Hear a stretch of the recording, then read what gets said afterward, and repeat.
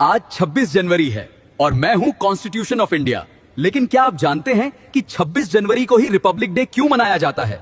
वैसे तो भारत को 2014 में 1947 में आजादी मिल गई थी, लेकिन इसे चलाने के लिए है आपके पास खुद का कोई कानून नहीं था। फिर मेरी एंट्री होती है। मैं हूं दुनिया का सबसे लंबा रिटन कॉन्स्टिट्यूशन। मैंने लोगों को फंडामेंटल राइट्स की गारंटी दी और भारत को चलाने का फ्रेमवर्क डिफाइन किया। Doctor B are Ambedkar ji की अध्यक्षता में मेरा ड्राफ्ट 2 साल 11 महीना 18 दिन में तैयार कर लिया और 26 नवंबर 1949 को मुझे अडॉप्ट किया गया। और फाइनली 26 जनवरी 1950 को भारत का कॉन्स्टिट्यूशन यानी मैं पूरे देश में लागू हुआ था। इसी दिन भारत आधिकारिक रूप से एक डेमोक्रेटिक रिपब्लिक बना था। 26 जनवरी की तारीख का हिस्टोरिकल सिग्निफिकेंस है। 1930 में इसी दिन इंडियन नेशनल कांग्रेस ने अंग्रेजों से पूर्ण स्वराज यानी कंप्लीट इंडिपेंडेंस की मांग की थी।